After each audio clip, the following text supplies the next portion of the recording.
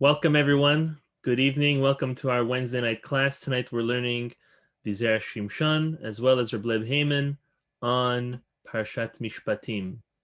We are around the halfway point through the book of Exodus, second book in our Torah, and we are in for a treat this week, Bezrat Hashem. I'd like to thank tonight's sponsor.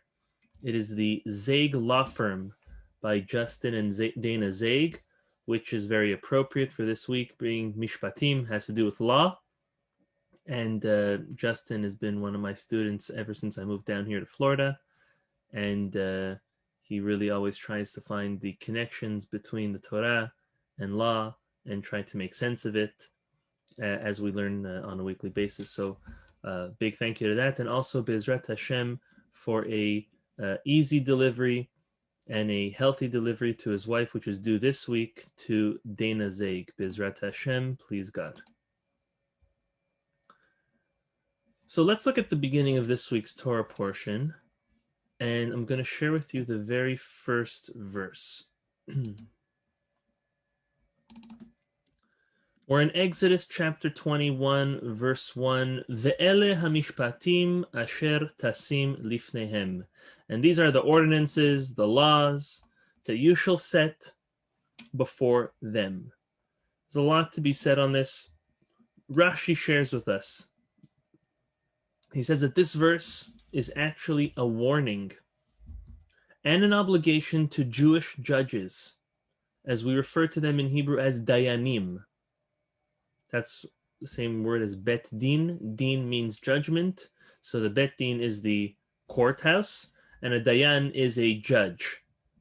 This, Rashi says, is an obligation and a warning for all Jewish judges, for dayanim, to judge according to the Torah, and not for any Jew to go to a Gentile court when there's a dispute, a matter of dispute between two Jews. There is an obligation to go to a Jewish court in front of Jewish judges, dayanim, in order to settle the matter.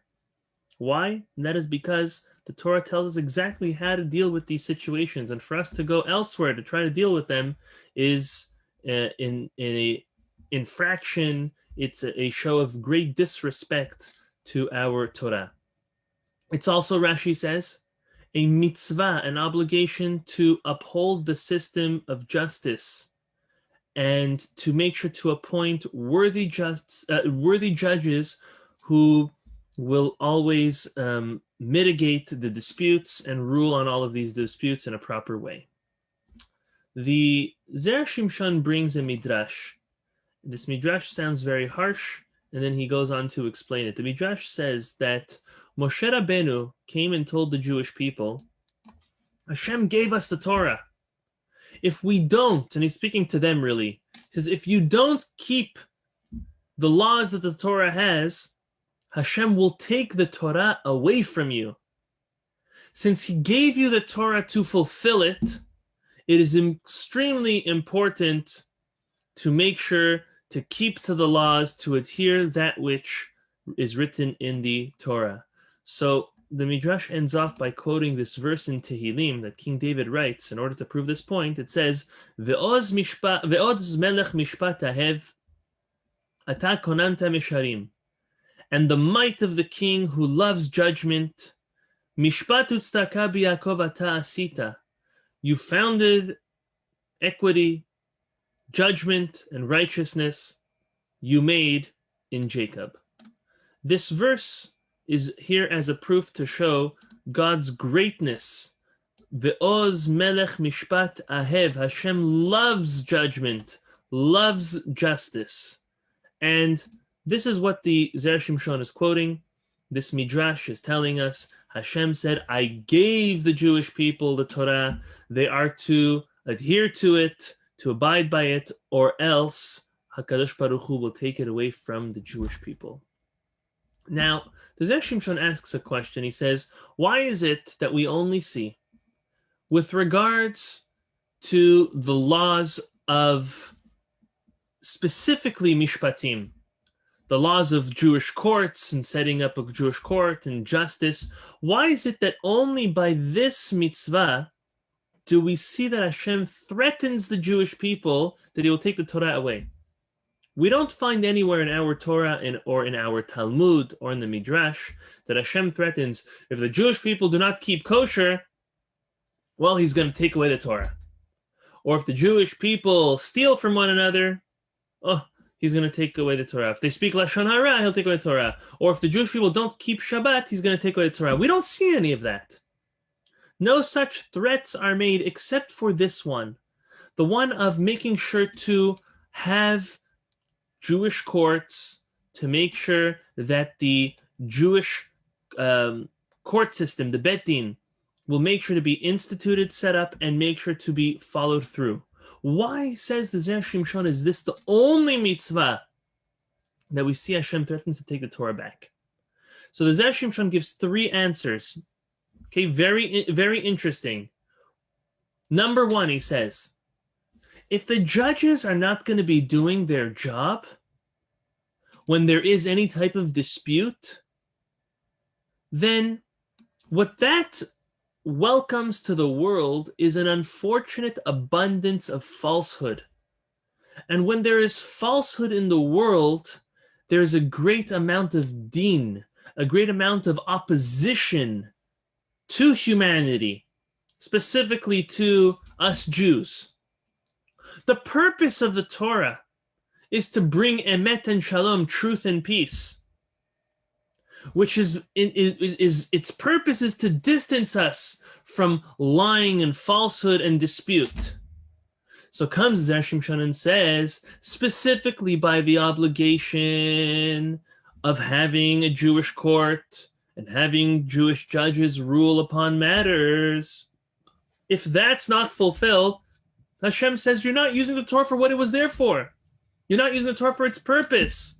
So we'll take it back. That's his first answer. Second answer, he says, there's a fundamental difference. I think we can all really apply this and really resonate with this concept. There's a fundamental difference between an individual sinning or faulting opposed to a judge who is teaching or judging against what the Torah has in mind or against what the Torah says. Right? When the leader is doing something inappropriate or is teaching something in a corrupt manner, not with the intention that HaKadosh Baruch Hu had when he gave us the Torah or had that teaching come to be taught, that is a major infraction. That is a major issue. When an individual faults, it's obvious that this person chose to live a lifestyle or to commit a certain or to give in to their lust with this specific issue, but that doesn't harm the Torah. It does harm this individual's relationship with God, but it doesn't harm the Torah. It doesn't make anyone question, is the Torah really truthful after all? Does the Torah really make sense? Is this the way a person's supposed to fulfill it after all? No, because it's an individual. However, when a judge, when a great rabbi, a prominent individual, is willingly choosing to teach wrong, to judge wrong, what they're doing, says Zera Shimshon, is they're harming the Torah. The Torah is the most pure and perfect gift from God. When it's being taught or judged on in a way that is anti the philosophy and the method of God, that becomes a threat and a harm to the Torah. And Hashem says, I'm going to take it back if that's what's being taken place. That wasn't the intention of the Torah being given to the Jewish people.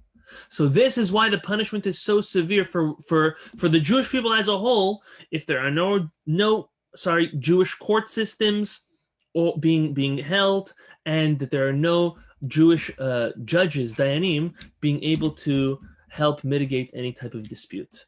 Third answer, a little similar to the first answer, yet the Zera Shimshon separates and gives it its own answer. He says the Torah is what sustains the world. How do we know this? Take a look at your screen. Pulling it up. Here we go. Yirmiyahu chapter 33, verse 25. Everyone sees it? Ko amar Hashem, im lo veriti yomam valayla hukot shemayim va'aretz lo samti. It's a very famous verse. So said the Lord, if not my covenant with the day and the night, that the statutes of heaven and earth I did not place. In other words, what this verse is telling us is that HaKadosh Baruch Hu put the Torah in this world to sustain the world. As soon as the Torah is removed from this world, then everything will unfortunately vanish and crumble down. How does Zera Shimshon explain this verse? He says, if the legal system is corrupt, we're talking the Torah legal system.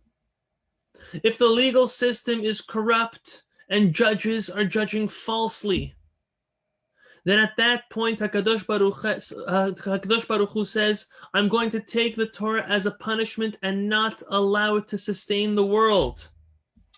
The point of the Torah is to have a world that is sustained, that is healthy, that has, please God, everything running in an honest manner. But when the legal system is corrupt, HaKadosh Baruch Hu looks at it and says, this world is so tainted, so ruined, unfortunately, that he has this feeling to take the Torah back in order for the entire world to crumble down. So these are the three answers the Zera Shimshon gives, just as a quick recap. Why is it, the Zera Shimshon asks, why is it that there's such a severe threat, specifically by when the Jewish people don't uphold and adhere to the Jewish court system and having Jewish judges rule according to the Torah? Why is there only a threat that Hashem takes away the Torah only by this mitzvah, no other mitzvah? So the first answer the Zera Shimshon gave is that because when there is no justice in this world, there's a tremendous amount of sheker, falsehood, and dispute, and that pushes away the entire purpose of the Torah, which brings peace and love between people. The second answer he gave is that there's a fundamental difference between an individual making a mistake or a leader or the judges or the way that they pass judgment. And that is something that is inexcusable. The third answer he gave is that the purpose of the Torah is to sustain the world. And if the Torah is not helping sustain the world and is there to do the opposite, then there's no need for the world to exist. A lesson on this is as follows. Hashem, based on all three of the answers, Hashem wants this world to run in a truthful and peaceful way. And that is what the purpose of learning Torah is. When a person learns Torah, it's supposed to bring peace to themselves, to their family, to those that they're around. It's there in order to enlighten us, for us to see the truth in this world, to not run after what we think is truthful and it's really false, to really focus our lives on what really matters in life. That is what peace is. Peace is a perfect balance and equilibrium. And truth is just being honest, and that's what the Torah is all about. On the second answer the Zera Shimshon gave, any leader or representative must act in an extremely careful way. In truth, we are all leaders and we are all representatives. When one fulfills the Torah, when one learns Torah, when one shares Torah, what we're doing is we are actually becoming representatives of the Torah. And we need to pay special attention and care to make sure not to cause the desecration of God's name, Chilul Hashem. Because as everyone always knows, the Jew with the kippah is the one who didn't act properly. Driving crazy, cutting lines, speaking inappropriate. On the contrary, any one of us, the more we are involved in learning and observing the Torah, the more we have to be careful to make sure to adhere to its laws and to be a tremendous example, because we are being scrutinized and looked at in a greater way because we are claiming to this godly way of life. And the third, and I'm not going to become political over here, although this is the perfect platform to, but that's not the right time to do it, obviously. I just want to make it very, very clear that what Hashem wants is Hashem wants truth. Hashem wants peace. Hashem hates corruption. And unfortunately, the world that we live in is full of corruption, and it was so since the beginning of time. What we have to do is we have to try to be as honest, as pure, as wholesome, as straightforward with people as we possibly can. To the point where Hashem despises corruption so much that he threatens to destroy the world over it, just like the Dor HaMabul and the Dor HaPalaga, but specifically the Dor HaMabul, the generation of the flood. Hashem will always expect for us to stand up for what's right, but right what in the eyes of the Torah, meaning what we define as right may not be what is right in the eyes of the Torah. HaKadosh Baruch Hu set out specific laws, specific ways to judge certain scenarios, certain situations, certain disputes. And we always have to remember to be very honest in our judgment, honest in the way we conduct ourselves, and remember that HaKadosh Baruch Hu despises corruption to the nth degree. So may HaKadosh Baruch Hu bless us in the merit of the Zera Shimshon, that we will be conduits of peace and truth in this world, that we will always be great leaders and representatives of the Torah, of learning Torah and fulfilling Torah, and that we will be able to bring truth and honesty to this world and hopefully eradicate all corruption from the world that we live in. Amen v'amen.